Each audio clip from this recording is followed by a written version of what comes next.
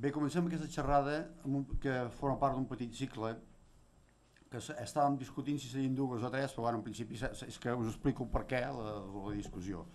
El cicle, evidentment, és sobre la barbàrie nazi. Llavors, hi ha una altra xerrada sobre la maternitat d'Eina, que en principi no té molt a veure amb els nazis, però sí que també té a veure. Al final doncs, van ser els nazis els que van tancar. I la tercera sessió seria un documental sobre la Barcelona deportada, que això ja serà el 31 de gener. Bé, en aquesta primera xerrada veurem l'impacte de la política antijueva sobre una família alemanya, primer, i les conseqüències que això va tenir després doncs, amb una de les seves netes. Amb nosaltres tenim la Dori, doncs, que és la neta. La Dori és una persona molt especial, que hi veureu per què. Va néixer a la Barcelona franquista, va ser educada a la religió catòlica, penso com la majoria d'aquí, però ara ve la cosa especial. Vull dir, en un moment donat de la seva vida, dels 18 anys, doncs els seus pares li diuen que és jueva, d'una forma amb un gran sigili. Penseu aquella època... Vale? Penseu aquella època el que representava ser jueu. Molts d'aquí suposo que havíem anat a les esglésies a matar jueus amb unes carraques. Llavors, esclar, això era una cosa que realment avui ho expliques i no sembla raro, però en aquell moment doncs, la cosa de ser jueu era un impacte important. Bé, a partir dels 56 anys ella d'una forma fortuïta descobreix una mica tota la seva família, que no li havien explicat gran cosa, i això és una mica el que ens explicarà. La Dori és llicenciada en farmàcia i òptica per la Universitat de Barcelona, està graduada en PDG pel IESE, sòcia d'aquesta casa des de fa molts anys, i particularment em fa molta il·lusió fer aquesta introducció perquè hem compartit presentacions amb ella en llocs que realment ens són més o menys comuns, com Maó, com Tel Aviv, llavors aquestes coses deixen impacte. Això fa, penso que ha nascut una bona amistat entre nosaltres. D'entrada volia donar-li les gràcies per la predisposició que va tenir del primer moment que li vam dir que vingués, i moltes gràcies i té la paraula. Bueno, moltes gràcies per... Sent bé? Sí. Moltes gràcies per aquesta invitació, moltes gràcies per dir que sóc una persona especial, sóc molt normal, el que passa que potser la història sí que és una història una mica especial. Però, bueno, ja que estem en un segle, un segle d'història, vaig pensar que era correcte començar a parlar, fer unes petites definicions, i és la següent, una definició sobre el que és el nazisme.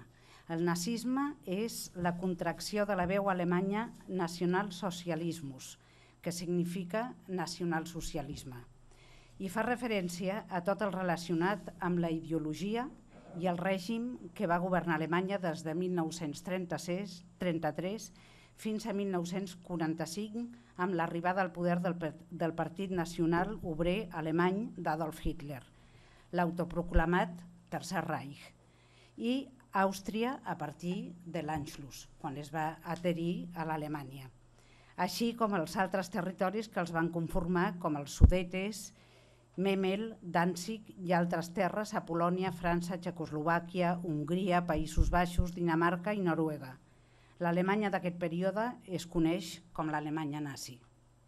En història s'identifica el nom de l'Holocaust, el que tècnicament, segons la terminologia nazi, van denominar com solució final de la qüestió jueva, és a dir, el genocidi en què aproximadament 6 milions de jueus van ser assassinats per al règim alemany nazi, comandat per Adolf Hitler i els seus col·laboradors.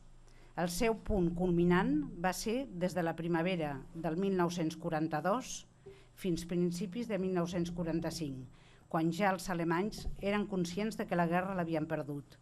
Abans d'això, de que esclatés la guerra, s'havia fet un programa de degradació, deshumanització, humiliació, vexació de les persones i d'incautació dels béns de la comunitat jueva d'Alemanya, dels països adherits al Tercer Reich i dels països envaïts després per als nazis.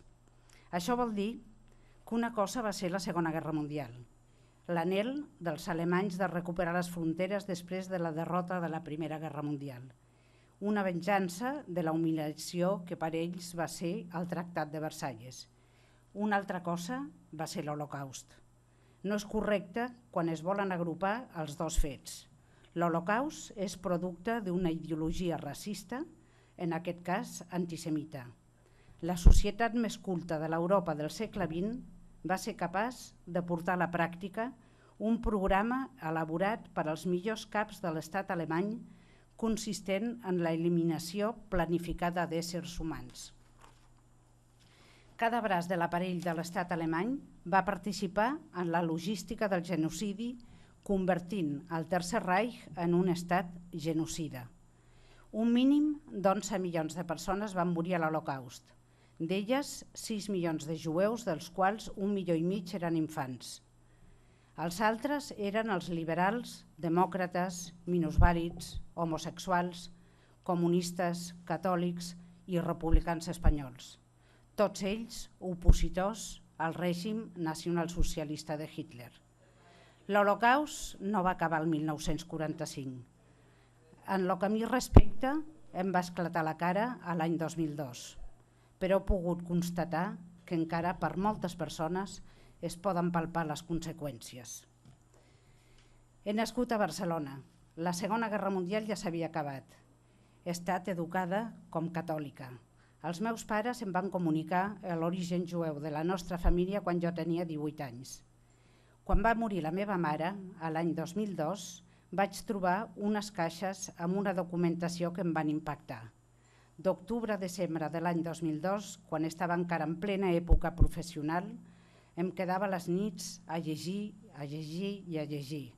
Va ser tan gran el meu desconcert que vaig decidir prendre unes quantes notes, fer un àlbum per a la meva família més propera i sellejar les caixes fins que em pogués realment dedicar-me. I així ho vaig fer.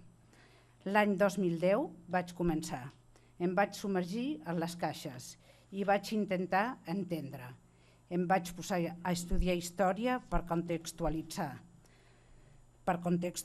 les cartes i els documents amb tot el que anava passant. La realitat supera la més gran de les ficcions que un es pot imaginar. Quan comences a entendre el que va ser el nacionalsocialisme de Hitler, t'adones de la dimensió de la immoralitat, de la brutalitat i de la corrupció. Realment vull explicar la història una mica del nacionalsocialisme a través de la meva família, o sigui que us presento els protagonistes. Al mig estan els meus pares, al dalt estan els avis materns, els avis paterns, la germana del meu pare i el germà de la meva mare. Per part dels meus avis paterns existia una forta vinculació amb la ciutat de Barcelona. El meu avi Max era propietari d'una fàbrica de porcelanes a Nuremberg. La fàbrica es deia Lehmann. Entre els articles que fabricaven estaven les cares de porcelana de les nines. En un dels viatges que vam fer a Barcelona vam veure que la fabricació aquí era molt més barata que a Alemanya i van decidir muntar una filial aquí. Degut a això, el meu avi Max viatjava freqüentment a Barcelona. Lehmann exportava també a països de parla castellana com Argentina, Mèxic i Cuba. L'empresa es va fer gran i degut a la importància de l'exportació, el meu avi li van anomenar cònsol alemany a Cuba. Això era a l'any 1926. L'edifici de la fàbrica Lehmann encara existeix. Està al carrer Consell de Cent 157. És un edifici que es va voler mantindre perquè té un ambient industrial, però al mateix temps a dintre hi ha molts artistes, pintors, dissenyadors, etc. L'Alemanya del 1929 va patir, com tota Europa, la crisi mundial. Alemanya va arribar a tindre 6 milions de parats. El partit demagògic nacionalsocialista es va aprofitar d'aquesta crisi per anar-se afiançant. Segons ell, la culpa de tots els mals la tenien els liberals, els comunistes i els jueus. Un partit declaradament antisemita, on un de les seves metes era imposar el que ells deien la raça ària. El meu avi va tindre claríssim que en aquell ambient no era l'adequat per als seus fills i ja el 1929 els va enviar a Barcelona. Kurt, el meu pare a l'esquerra, i Dorel es van instal·lar al carrer Balmes. Kurt, el meu pare, s'ocupava de la fàbrica Lehmann i Dorel va trobar feina en una productora cinematogràfica que es deia Orfea. Els dos parlaven perfectament el castellà. I aquí hi ha gent que ho pot constatar, que parlaven perfectament el castellà, el meu pare, que sí. La meva àvia paterna era de Praga. Els seus pares tenien una fàbrica textil i van tindre 9 fills, 2 nois i 7 noies. Els 2 nois es van traslladar a viure a Viena, però les germanes totes vivien a Txèquia, excepte la meva àvia, que al casar-se es va traslladar a Nuremberg. Hi havia una vinculació molt forta de l'àvia amb les seves germanes i les anava a veure sovint. Els avis materns eren Eduard de Sulzburg, un petit poble que està a 30 quilòmetres de Freiburg, i la meva àvia Lina de Altdorf. Vivien els dos a Freiburg. Tenien un magatzem de distribució de matèries primes. La meva mare, Rossel, va néixer a Freiburg, a la Selva Negra, i tenia un germà 10 anys més jove, en Julius. La família de l'àvia Lina vivia tot a Freiburg. Era una família nombrosa de 7 germans. Hitler va arribar al poder al gener del 1933, com minoritari i amb l'ajuda de coalicions. Una vegada al poder, va començar a imposar la seva doctrina antisemítica i feixista. A l'abril del 1933 es va fer el primer boicot contra els negocis jueus. El centre polític del partit estava a Nuremberg, a la ciutat on vivia el meu avi Max. A l'estadi que va fer construir Hitler per les desfilades estava a prop de casa de l'avi. Es dissol el Parlament el 1933 i es comença a elaborar la jurisdicció nazi. La meva mare a Freiburg treballava amb un advocat a la Cancilleria des de 1930. A l'agost de 1933 la van acomiadar per la seva condició de jueva i va ser quan els seus pares van decidir enviar-la fora. Tenia 21 anys. Els avis van considerar que el germà de la meva mare, Julius, encara era massa petit per marxar del país. Els meus pares es van conèixer a Barcelona, el 1934, a través de la germana del meu pare, de la Dorel. Rossel, la meva mare, va trobar feina com secretària d'exportació a Cepu, que suposo que molts d'aquí el recordarem, uns grans magatzems que estaven a les Rambles. La parella, junt amb la Dorel, tenien un grup d'amics integrats a Barcelona. Al juny de 1934, Hitler va ordenar una depuració dintre del seu partit, 200 afusellaments, totes les veus contràries a les seves doctrines, i era dintre del propi partit. Això va marcar l'inici de la política nacional socialista. Aquesta nit es va conèixer com la nit dels gabinets llargs. La dictadura prenia forma. La família va començar a patir la discriminació de la resta de la població, dels amics no jueus, del veïnat. Kurt i la seva germana Dorel ja estaven a Barcelona. El 15 de setembre de 1935, Hitler va treure el decret de la ciutadania del Reich. Amb aquesta llei, els jueus ja no eren ciutadans del Reich. Perdien tots els drets. No podien votar, no podien ser funcionaris, no podien exercir la seva tasca professional. Ni els metges, ni els advocats, ni els arquitectes, ni els jutges. Això deixaven de tindre un salari, amb la qual era l'esfonsament econòmic dels jueus. Al mateix temps, Hitler va treure la llei de Nuremberg per la protecció de la sang alemanya. Què volia dir això? Doncs que un jueu no podia tindre relacions amb un no jueu. Un jueu no podia tindre empleat a un no jueu. Inclús va crear un quadre genètic per decidir quina era la toxicitat de judaïsme que tenies a la sang. Si tenies 1, 2, 3 o 4 avis jueus, depenia de que tinguessis un 25, un 50 o un 75 o un 100% de toxicitat de judaïsme dintre de la teva sang.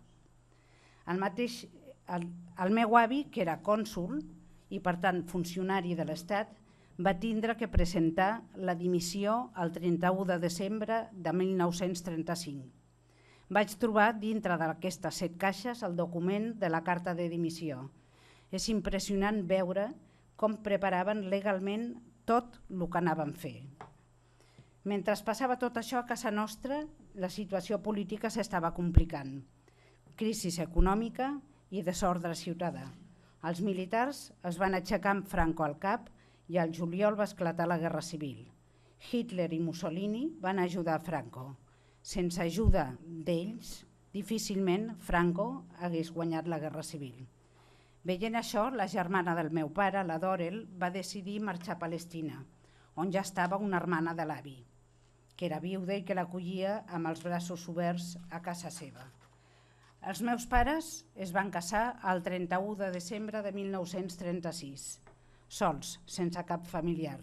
El meu pare ja era espanyol, per la qual la meva mare al casar-se adquiria immediatament la nacionalitat espanyola.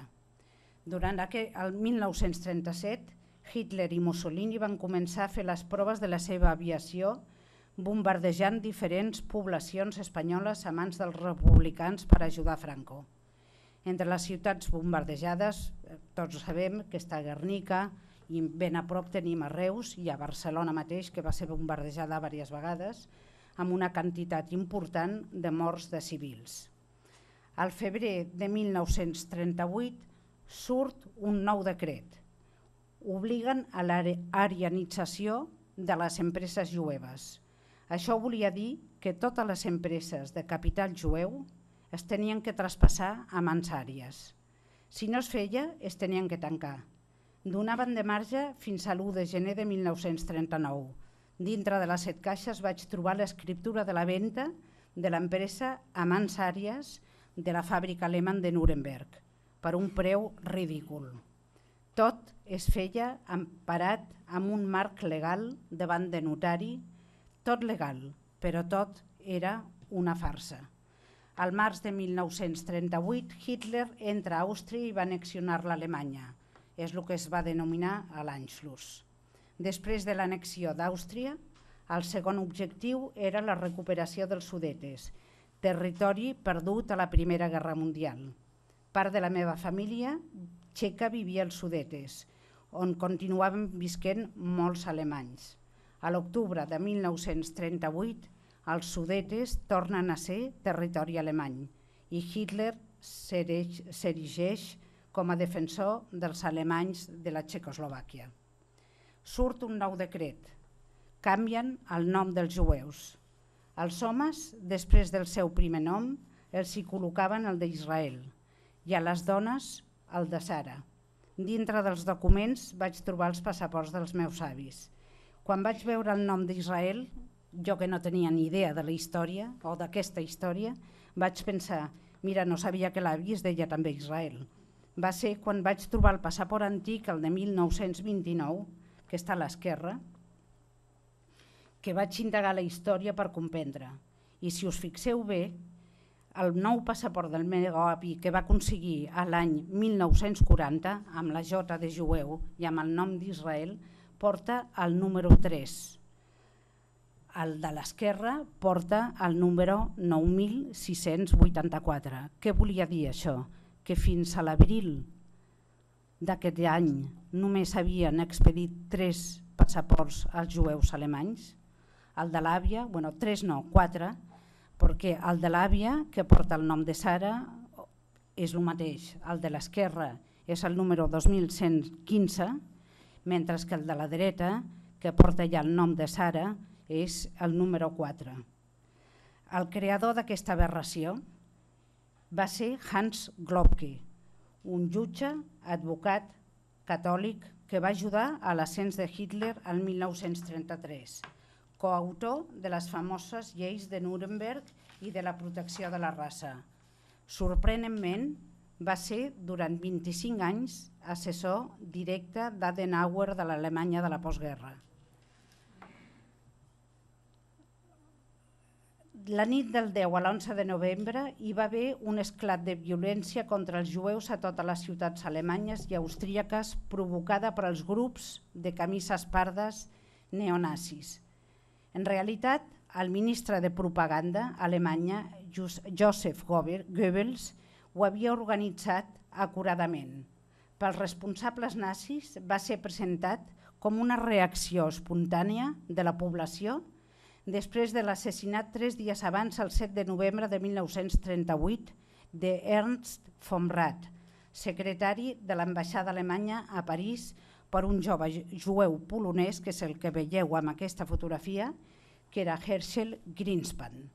Pocs dies abans havien expulsat d'Alemanya els jueus a les famílies jueves poloneses, entre elles els pares d'aquest noi. I Polònia denegava l'entrada. Aquestes famílies no tenien lloc on anar. Aquest noi que estava a París amb un atac d'ira va atentar contra el primer nazi que va trobar. En 2 dies, més de 250 sinagogues van ser cremades. Més de 7.000 comerços de jueus van ser destrossats i saquejats. Dotzenes de jueus van ser assassinats i més de 170 llars jueves van ser saquejades mentre la policia i les brigades de bombers es mantenien al marge. Els atacs van deixar els carrers coberts de vidres, trencats, pertanyent als aparadors de les botigues i les finestres dels edificis de propietats jueves. Hi va haver molts detinguts de la comunitat jueva que els van portar als camps de concentració de Sachsenhausen, Buchenwald i Dachau. Si mireu les fotografies que ara passaré, ja veieu, aquí hi ha una que a mi realment em va sorprendre perquè la gent com caminava tranquil·lament i amb aquesta parella de l'esquerra com somrient mirant el que estava passant. O sigui, aquella societat realment estava intoxicada amb el nacionalsocialisme de Hitler. A les 4 de la matinada van entrar, hi ha més fotografies degradants com són aquestes, que són d'una total humiliació per part que ja es veu a la policia, estava absolutament tot preparat. A les 4 de la matinada van entrar a casa dels meus avis a Nuremberg, a la Rankestrasse número 13. Intento imaginar l'escena. El meu avi tenia 62 anys, la meva àvia 57. De sobte bastoneguen la porta i t'entren uns individus amb porres destruint tot el que troben al seu pas, insultant i vexant-te. Vaig trobar el document de la reclamació que va fer el meu avi just acabada la guerra reclamant els danys causats. La meva àvia va patir un atac de cor i els hi va ser molt difícil recuperar-se d'aquella nit. Amb una carta posterior, el meu avi va escriure al meu pare i li deia: «Això és el principi de no sabem quin final». El govern alemany, a més, va culpar a la comunitat jueva i els hi va incautar el 25% del patrimoni per reparar els desperfectes. La intenció de sortir del país era clara, però a on? Els països tenien cupons d'entrada i no era fàcil obtindre un visat. Espanya estava en plena guerra civil. Obtindre els passaports era una tasca quasi impossible. Comprar bitllets d'avió, una altra tasca més impossible. El 26 de gener de 1939, les tropes franquistes van entrar a Barcelona. Comença l'èxode de milers de refugiats republicans a França. El 10 de febrer, les tropes franquistes van arribar a la frontera controlant els Pirineus. Nombrosos republicans són reclosos en camps de concentració. Ara veurem la relació del règim franquista amb l'Espanya nazi. Aquí està Himmler, la mà dreta de Hitler, amb el govern espanyol a la plaça de Toros de Madrid.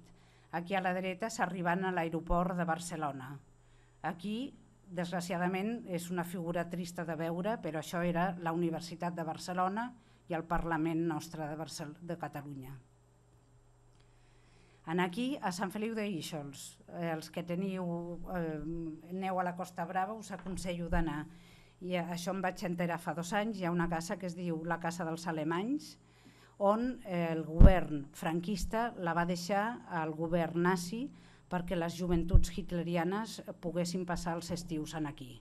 Aquestes són fotografies, està dintre d'una urbanització que es diu Urkatusa. És en aquest moment la casa social d'aquesta urbanització. Aquí veieu a les joventuts hitlerianes i amb el govern espanyol, amb les autoritats nazis. Les tropes alemanyes entren a Praga el 15 de març de 1939. La meva família de Praga, que era l'àvia paterna, pateix les conseqüències. La família de Praga va fer el mateix que els meus avis, dintre del que podien. Dintre de les seves capacitats enviaven els seus fills fora del país. Quasi tots eren metges, advocats, jutges o empresaris i per lo que sé ara pràcticament tots pensaven que allò era una bogeria que duraria uns dies. Les cartes de Praga venien amb consultes sobre la possibilitat de vindre a Espanya, el qual era impossible. L'1 d'abril de 1939 es dona per acabada la Guerra Civil Espanyola. Franco és el caudillo d'Espanya. Els meus pares es troben en un país feixista on estat i religió és una sola cosa. Aquest és l'ambient que respirava Espanya, ja l'hem vist abans. Julius, el germà de la meva mare, aconsegueix marxar a Amèrica a l'abril de 1939. Pocs dies més tard, al mateix abril, a les famílies alemanyes els treuen de casa seva i els porten dintre de les pròpies ciutats en petits guetos. Aquesta és la carta que vaig trobar, dels avis quan van tindre que deixar casa seva de Nuremberg, de la Rankestrasse número 13. Us podeu imaginar el que podia ser per al meu avi amb una maleteta de mà, un home que havia construït una empresa, que havia representat diplomàticament el seu país com cònsol d'Alemanya, portar una maleteta de mà amb la qual hi havia 4 coberts, amb culleres, un raspall petit, 2 mantes de viatge, etc. Aquestes eren 2 fulles i això és tot el que es van poder portar en aquell moment de Nuremberg.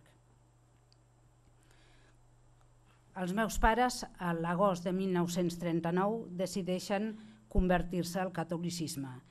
A la parròquia de la Bonanova, un bon frare va fer el mateix dia el certificat de matrimoni, primer el certificat de bautisme i després el certificat de matrimoni.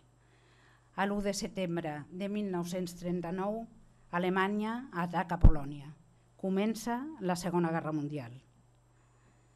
A l'agost de 1940, els meus avis paterns, els de Nuremberg, Max i Rosa, per fi aconsegueixen el visat per entrar a Cuba. El meu avi, degut, suposo, a les relacions com cònsol alemany a Cuba, devia tindre bones relacions a Cuba que li van permetre aconseguir el visat. Aquest és el passaport que van rebre els meus pares dient que venien a Barcelona. Almenys semblava que algú bo passava, però Mussolini, el 9 de setembre de 1940, bombardeja Tel Aviv, la ciutat on vivia la germana del meu pare i la germana del meu avi. I van morir les dues amb aquest bombardeig. Els avis paterns, quan van arribar a Barcelona, es van tindre que enterar, el meu pare els hi va tindre que donar la notícia. El mateix mes, pocs dies més tard, el 23 d'octubre de 1940, el Obergruppenführer de la Selva Negra compleix ordres. Tota la població jueva de la regió de Baden tenia que ser deportada a la França de Vichy. 9.000 persones a les quals els hi van donar unes 4 hores de temps per abandonar les seves coses i fer-se una maleta de 50 quilos. Podien prendre 100 marcs a la mà i deixar la clau de casa seva a sobre de la taula del menjador. El meu pare suposo que devia anar comprant tota la premsa estrangera que podia trobar a Barcelona, i aquest és el tros de premsa estrangera que vaig trobar de la Neue Züricher Zeitung, d'una revista de Zürich, on posava tot el tema de la deportació.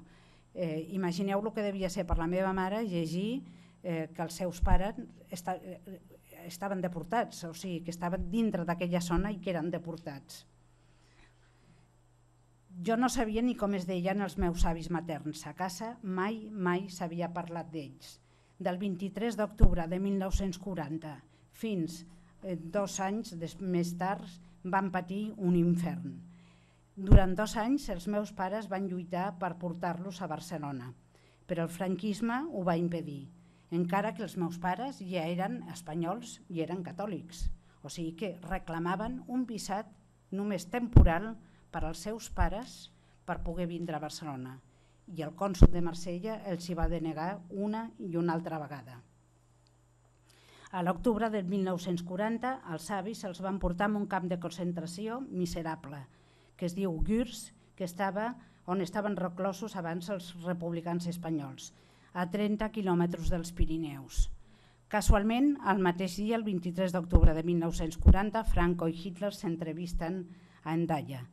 Després d'estar en aquest camp de Gurs, els van traslladar a Recebedú i finalment a un altre camp de Toulouse, a Recebedú, que està a Toulouse, i finalment a un altre camp a Marsella, al camp de l'Emil.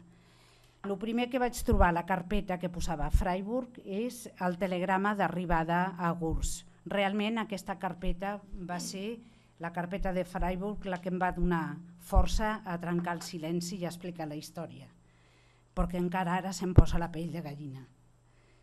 En aquesta carpeta hi ha unes 300 cartes de tots aquests 2 anys. 2 anys d'infern, però amb l'esperança d'anar amb la seva filla a Barcelona. Tenien la llibertat d'escriure, amb censura, però podien escriure. Jo penso que era l'única llibertat que els hi quedava. Van tindre fam, fred, una manca total de condicions higièniques i sobretot una falta total de dignitat. He conegut els meus avis materns a través de les cartes. Per fi, al desembre de 1940, els meus avis paterns poden marxar des de Bilbao a Cuba. Els meus pares els hi van anar a acomiadar a Bilbao, però un mes abans un nou decret va sacsejar la dignitat dels meus avis. A tots els jueus alemanys els retiraven la nacionalitat alemanya, es convertien en apàtrides, estiguessin a Alemanya o fora d'ella. Apàtrides vol dir una persona que no té pàtria, no té cap dret enlloc del món. Passaven els mesos i continuaven els intensos i infructuosos tràmits d'aconseguir el visat dels avis materns per entrar a Espanya. El cònsol de Marsella, Valentín Vía Ventalló, denegava el visat una i una altra vegada. Amb aquesta realitat, els pares, durant el mes d'agost del 1941, van estar a la Vall d'Aran contactant amb diferents persones i passadors de muntanya amb el fi de passar els avis a través dels Pirineus. Un altre dels contactes que van fer, on tenia jo que estaven apuntats tots els noms, el que van pagar, etc., era a Oceja, a la Cerdanya francesa. Oceja està just a la frontera i des d'allà havien passat gent. I un altre que vaig trobar les fotos també de l'any 41 va ser a través d'Hendaia, que hi havia fotos d'Hendaia, però per la raó que sigui no van poder passar. Jo penso que l'avi estava malalt, que no podia caminar, aquestes travesses significaven un esforç físic important o bé que el que venia darrere dels meus pares, que havien pagat uns diners, pagava més i passaven els altres, no ho sé. El cas és que no van poder passar. Des del punt de vista militar, Hitler envaeix Grècia i Iugoslàvia i comença la batalla amb Rússia. Es cometen assassinats massius a Polònia i a Rússia. Al desembre de 1941, Japó destrueix la flota americana a Pearl Harbor i Amèrica entra en guerra. Julius, el germà de la meva mare, es presenta voluntari a l'exèrcit americà. Els nazis continuen amb l'obsessió d'exterminar els jueus. Anaven perfeccionant el sistema per matar-los. Van comprovar que el gas ciclón, un insecticida molt potent que s'utilitzava per matar polls, donava el resultat que volien. Matava a les persones en un temps curt. Al mateix temps comencen a construir els diferents camps d'extermini. Al gener de 1942 avança una petita població idíl·lica al costat d'un llac a Berlín, una petita població que està a prop de Berlín. Els alts mandataris, 15 mandataris de les SS, decideixen el que se'n va anomenar la solució final. Es tenen que exterminar els 11 milions de jueus. Amb aquesta fotografia, aquí, això es van ser, això era tota la red ferroviària que ja tenien absolutament preparada des de tota Europa, i aquí a la dreta era tot el cens que tenien de tots els jueus de tots els països que havien anat invaint, de tota part. D'on treien aquest cens? Eichmann va ser una de les persones que es va ocupar de fer, suposo que a través de les sinagogues devien treure els noms dels jueus, i tenia un cens perfecte amb una metodologia realment assombrosa i tècnicament molt avançada, i tenia el cens dels 11 milions de jueus que estaven a Europa. El 30 d'agost de 1942 arriba l'última carta dels meus avis materns. Comuniquen que estan a les llistes de transport. La carta és dramàtica. S'acomiaden dels meus pares, agraint tot el que havien fet per ells. Demanen que no es preocupen més i els diuen que amb l'ajuda de Déu algun dia els tornaran a veure. Què és el que devien pensar els meus pares? Entenc que la meva mare no pogués parlar mai més d'això. L'única solució era mirar cap endavant. Les búsquedes a través de la Creu Roja van ser infructuoses. Les cartes venien tornades amb el segell ausentes. El 1960, 18 anys després, van confirmar la mort dels avis a Auschwitz. El resum de la carta era per confirmar que els havien deportat a Auschwitz i que degut a la seva edat, 59 anys, la Lina, i 65 anys a l'Edward, havien sigut executats a la seva arribada, o sigui, gasejats a la càmera de gas. Ens situem una altra vegada a l'any 1942. Arribaven cartes de la família de Praga, fins que una de les cartes que vaig trobar dintre de la carpeta que posava família de Praga estava tancada i posava a la part de darrere, vaig veure, em va cridar molt l'atenció a la part de darrere, i quan vaig traduir el que posava em vaig quedar de pedra, i posava portats en el transport jueu. Vaig tindre que obrir la carta. A vegades penso que el meu pare me la va deixar anar allà expressament perquè jo obrís la carta. La carta dintre que havia escrit el meu pare era preguntant per tota la família, com estaven, si sabia alguna cosa, en fi, com que era un temps en què uns podien fugir, els altres no, la preocupació era constant de saber de l'un de l'altre. Els havien portat a tota la família de Praga, els van portar a un gueto proper a una ciutat petita que està a 60 quilòmetres de Praga, que es diu Teresin, que els alemans la van anomenar Theresienstadt. 20 persones de la família van ser deportades allà el 1942. De les 20 persones van sobreviure 4. Entre elles estava aquest nano, Pavel Popper, un nano que va entrar a Auschwitz amb 8 anys, que va entrar a Teresin amb 8 anys i que va ser deportat el 1944 a Auschwitz quan encara li faltaven 2 mesos per complir els 10 anys. Per mi aquest nano representa el milió i mig de nens morts a les càmeres de gas per als nazis. S'ha de tindre la ment molt intoxicada per ficar dents dintre d'una càmera de gas.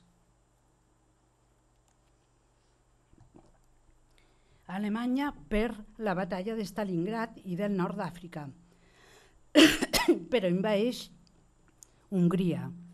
El 6 de juny de 1944 es produeix el desembarcament de Normandia. Julius, el germà de la meva mare, formava part de les tropes del general Patton que van desembarcar a Normandia i van ser els americans que van començar a entrar a país, a territori ocupat per als alemanys des de França, que van alliberar França i que van començar després a alliberar Alemanya. Van ser els primers americans que van entrar en un camp d'extermini que va ser el de Buchenwald i llavors Julius va xocar amb la realitat. Igual que la meva mare portava 2 anys buscant els pares, des de 1942. A partir d'aquell moment, Julius va veure clar el que havia passat amb els pares, va escriure a la meva mare i li va dir que no volia parlar ni escriure mai més en alemany. Per fi, al maig de 1945 s'acaba la Segona Guerra Mundial, amb la derrota d'Alemanya, d'Itàlia i de Japó. Un any més tard, la meva àvia a Cuba coneix la mort de les seves germanes als camps d'extermini i pateix el segon i mortal atac de cor. Va ser enterrada, va morir a l'Havana i va ser enterrada al cementeri Maccabi de Guanabacoa, que jo vaig anar aquest febrer. Penso que des de 1900, des de la seva mort, no havia anat ningú més i gràcies a la comunitat catòlica de Sant Egidi em van ajudar a buscar la tomba de la meva àvia i vaig anar al mes de febrer. El meu avi va vindre a viure amb nosaltres i per mi es va convertir en un ídol. El 1951 tornen la nacionalitat alemanya a tots els jueus alemanys. Havien passat 6 anys des que va acabar la guerra i penses per què van trigar 6 anys a acabar la guerra, a tornar a la nacionalitat. Comença el procés de lo que els alemanys van dir la Wiedergutmachung. La traducció literal de Wiedergutmachung vol dir tornar-ho a fer bé una altra vegada. I les vides, i el dolor, i la humiliació, això es pot tornar? Hi ha una pregunta que m'he fet moltes vegades. Tots els que van tornar als seus llocs, els alemans, a les seves cases, a les seves feines, realment tenien un sentiment de culpabilitat? Intento ser objectiva, ja sé que em costa, i em faig la següent pregunta. Què haguessis fet tu si t'haguessis trobat allà? Una pregunta de molt difícil resposta. Però sí que crec que la pregunta que ens tenim que fer és què podem fer si això tornés a passar perquè la societat civil actués d'una altra manera. El que sí que és segur és que la memòria històrica no es pot perdre. Vaig trobar les carpetes del després i aquí ve la meva admiració, perquè tot i l'horror que els hi va tocar patir, van saber tenir un després amb esperança, sense rancor, enterrant el passat. La primera carta que vaig trobar després és un cant a l'esperança. Ja sé que és un seminari d'història, però penso que això és important també de veure com la gent, o com almenys els que jo coneixo de la meva família, van ser capaços de poder tirar cap endavant. I aquesta carta per mi té un valor històric. Diu el següent.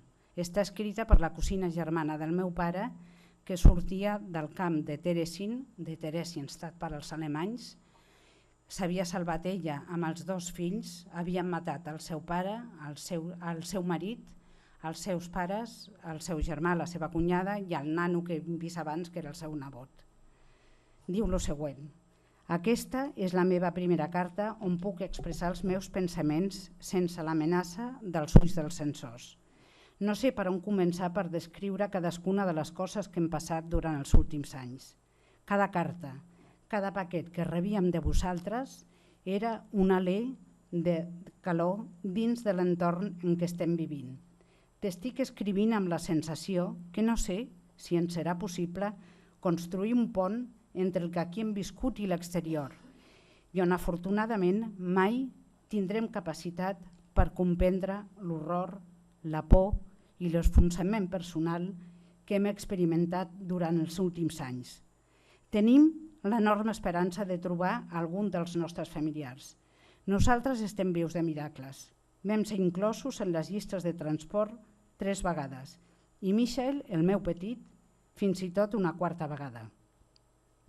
No pots imaginar-te el contrast entre la vida i la mort. Tenim un bon aspecte, malgrat la nostra deficient nutrició.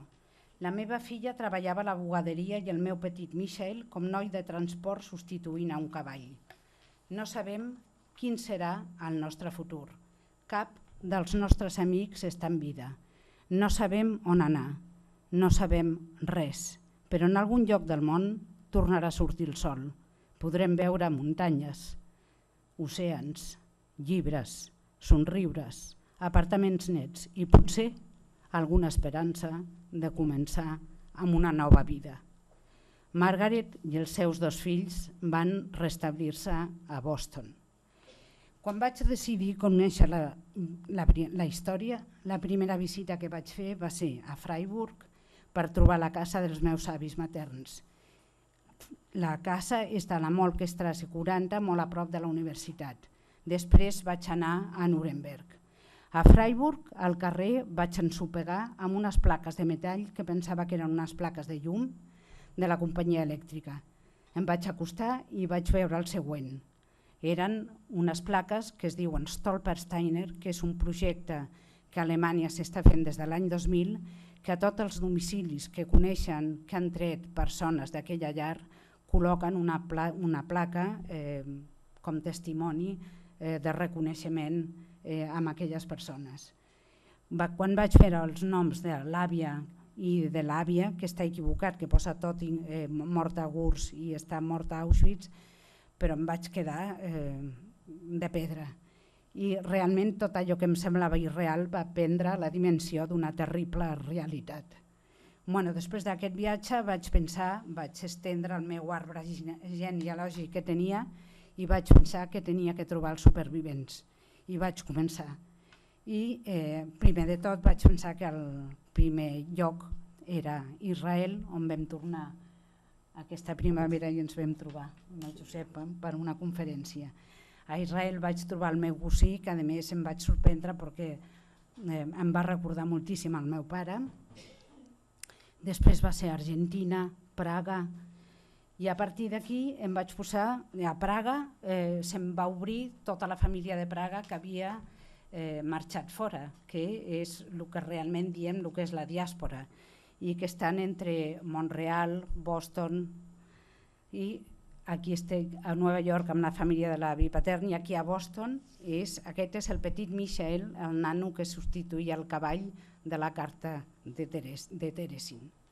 Un home de 86 anys amb una força increïble, supervivent de l'Holocaust, i que el tindríeu, que m'escriu cada 3 dies, que ha fet 2 llibres, que després us donaré els noms, que són dignes de llegir. Aquí és a Praga, amb els meus cosins de Praga. Aquí és a l'Havana aquest febrer, que vaig trobar a la casa dels avis. I ara fa 15 dies vaig estar a Freiburg amb un homenatge que es fa al pont de Bibili, que va ser on van concentrar a tota la gent que van deportar aquell 23 d'octubre de 1940. Vaig presentar el llibre al Goethe Institut i fa 3 dies m'escriuen del Goethe Institut que hi ha una senyora que està molt interessada, que si li podien donar el meu correu electrònic, i ahir al vespre vaig trobar la meva cosina a Freiburg.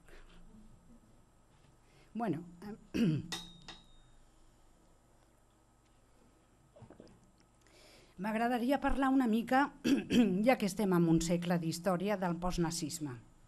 Jo li vaig dir al Josep que m'agradaria parlar una mica què és, perquè els alemanys van tornar, tots els alemanys van tornar a les seves feines anteriors. La societat que havia sigut entusiastes del nazisme, de sobte ja no ho eren, no va tornar pràcticament cap jueu viu a la seva ciutat. Això ho he pogut constatar amb aquest últim viatge que he fet a Alemanya.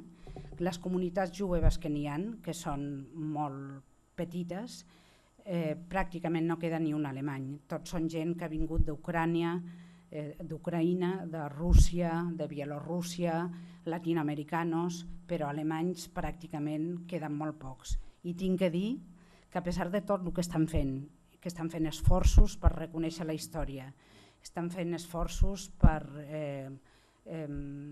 amb plaques commemoratives, amb monuments, etc. A mi personalment em costaria moltíssim viure a Alemanya, molt.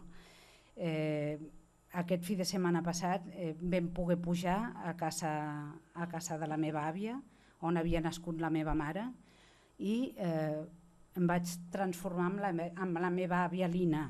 Jo pensava, què devia pensar mirant per aquesta finestra i veient que tot aquest veïnat que abans eren amics, ara li deien que no podia pisar el carrer, que no podia pisar la cera, que tenien que anar pel carrer, perquè fins amb això els hi van degradar. No els hi deixaven ni anar pel carrer, amb l'estela groga cosida, només que no podien pujar al tramvia o només a la part de darrere. La veritat és que vaig palpar que encara la generació de la meva edat, hi ha molts que aquí, encara costa molt parlar del nazisme, costa. El govern fa realment esforços, però aquesta és la meva sensació especial. I una mica de l'exemple del postnazisme és la biografia, i amb això acabaré, de Fritz Bauer. No sé si algú de vosaltres ha vist una pel·lícula que es diu La conspiració del silencio, que aconsello de veure, però és la història del Fritz Bauer. És un jutge alemany que era d'una família jueva, que era ateo, absolutament ateo, que s'havia llicenciat a la Universitat de Stuttgart, que va estudiar jurisprudència a la Universitat de Heidelberg, de Múnich i de Tubinga. Fritz Bauer es va convertir en un assessor jurídic del Tribunal del Districte de Stuttgart i 2 anys més tard ja era el jutge del Tribunal del Districte més jove de la República de Weimar. Bauer va ser un activista polític molt jove. Va ser cofundador d'una associació de jutges republicans i es va fer membre del Partit Socialista Alemany.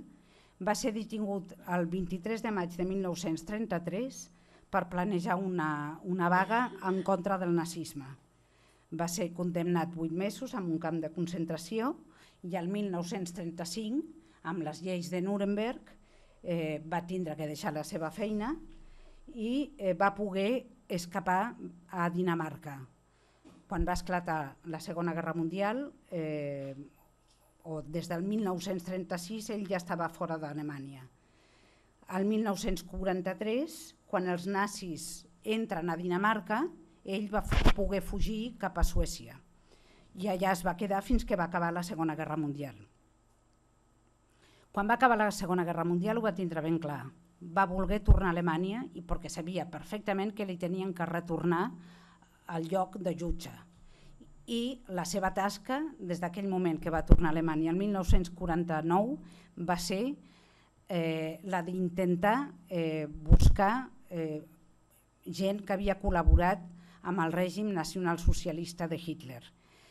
Amb el procés de Nuremberg, després de la Segona Guerra Mundial, es va acabar una mica, van jutjar 22 persones del règim. De les 22 persones, penso que 12 van ser jutjats i els van matar, els van jutjar i els van matar, 3 van ser condemnats a cadena perpètua i els altres van ser alliberats. Amb això es va acabar tot el procés que es va fer en contra del nazisme en aquell moment. Bauer va voler intentar fer un procés i tots els jutges que es trobaven dintre dels jutjats eren jutges que havien col·laborat amb el règim nazi. I està escrit en moltes parts que més d'una vegada s'havia sentit la frase de amb aquest l'haguéssim tingut que portar les càmeres de gas. El 1963 va aconseguir jutjar a 22 col·laboradors nazis. Va aconseguir a través de la policia on estava Eichmann. Va intentar l'extradició d'Eichmann a Alemanya, li van prohibir, va ser denegada. i va fer alguna cosa que un jutge segurament no pot fer, que és que ho va donar totes les dades d'on estava Eichmann a la Mossad, a l'exèrcit secret israelí, que van ser els que van capturar Eichmann i el van portar a Israel. A Bauer el van trobar mort en una banyera el dia 1 de juliol de 1968. Van dir que s'havia suïcidat. Van fer una primera autòpsia molt ràpida, van dir que tenia barbitúrics i que tenia una pneumonia i el van incinerar. La persona que continuava darrere de Bauer va demanar una revisió de l'autòpsia i va ser denegada.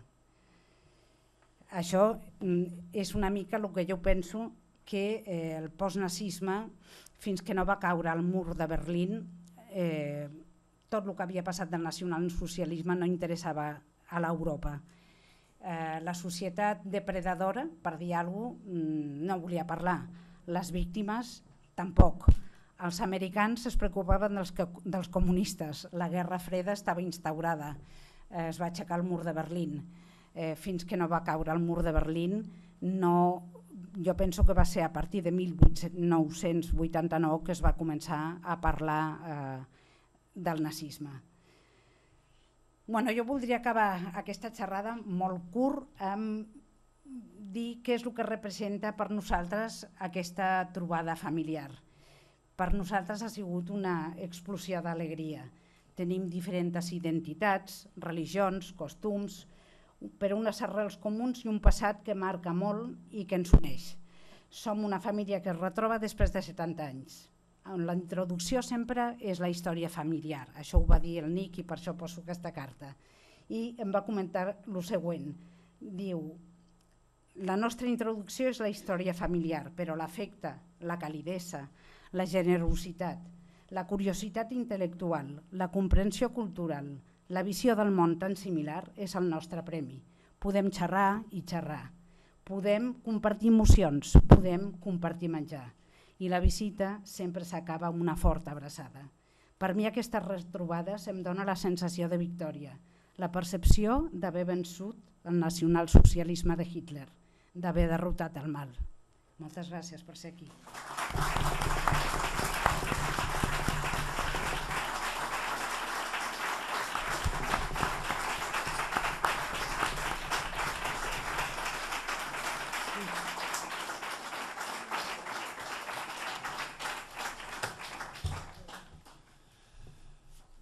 Suposo que m'he entès molt bé perquè la Dani és una persona molt especial. Realment té unes vivències que ens ha transmès i que espero que d'alguna manera ens hagin ajudat a remoure una mica el nostre interior. Si us sembla, passem una mica de si algú ha fet preguntes. Sisplau. Jo m'he preguntat moltes vegades per quina raó els alemanys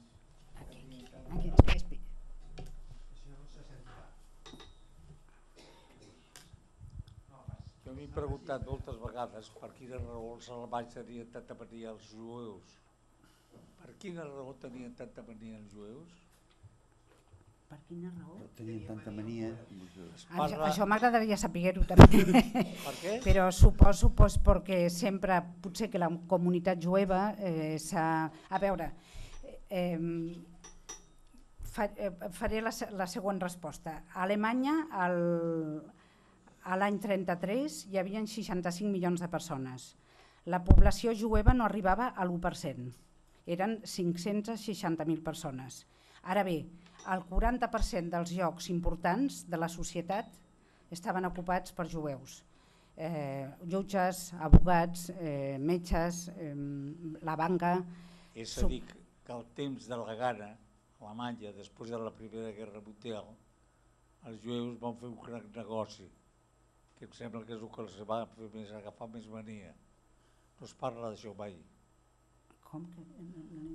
Després de la guerra, van fer un gran negoci. els jueus feien negoci amb la fam del poble alemany. Jo diria que, a veure, els metges, els advocats i els jutges, el negoci que podien fer era la seva professió, eren homes que havien estudiat la seva carrera professional. Una cosa concreta, els alemanys van passar molta gana, moltes vegades en benefici de molts jueus. En el cas de la meva família no va ser així, jo li puc dir. Però bueno, hi ha opinions per tot. Sembla... Hi ha alguna pregunta més? Sí.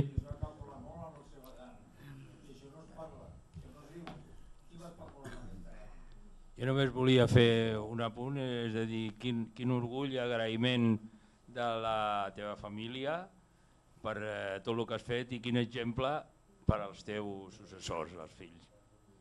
Gràcies. Gràcies.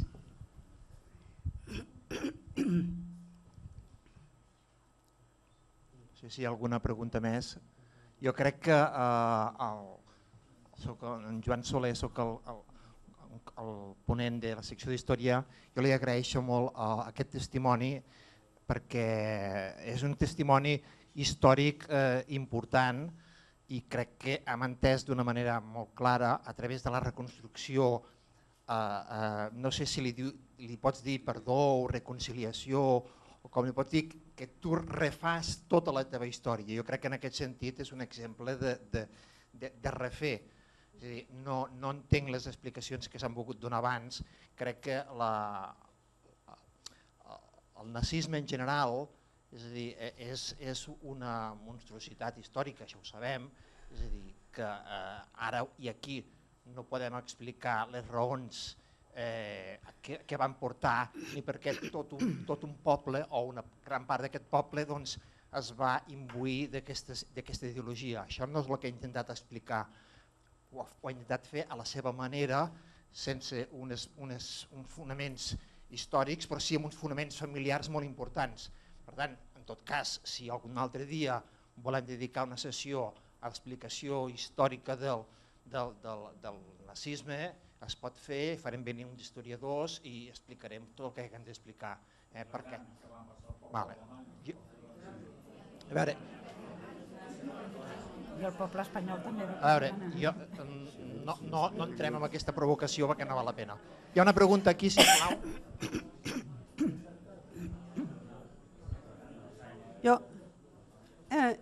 Yo también quiero agradecerle muchísimo por habernos presentado a nosotros toda vuestra historia de la familia. Yo nací en 1938 en Dessau, en Alemania, y viví la guerra de niña. Y desde adulta, soy antropóloga, me he ocupado de estudiar la cuestión racial, etc. Y quería añadir que quien ha dicho lo mismo que decías tú fue Elie Wiesel, que quien pierde la memoria pierde la humanidad. Y me parece que esta es la cuestión fundamental, de no olvidar, sino de recapacitar, de pensar circunstancias nuevas y evitar que este tipo de horror ocurra otra vez.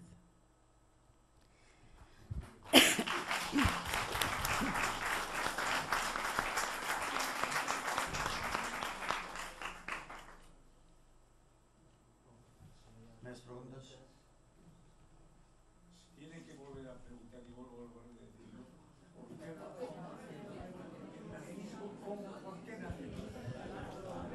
Miri, perdoni, però no és la persona indicada ni el lloc indicat avui, em sembla. En farem un altre dia, si vol, una xerrada d'aquest tema.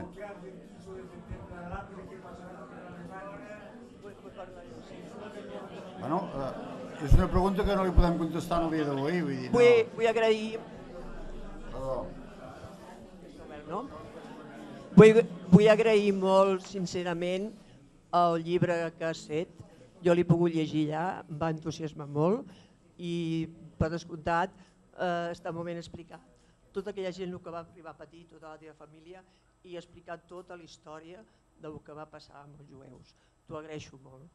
Gràcies. Des d'aquí jo agafo el compromís de dedicar una sessió a explicar per un historiador professional les causes últimes d'aquest naixement del nazisme. I aleshores a partir d'aquí podem obrir un debat si convé i podem opinar. Però avui no es tractava d'això i no podem donar explicacions d'aquest estil amb aquestes... Gràcies. Adéu.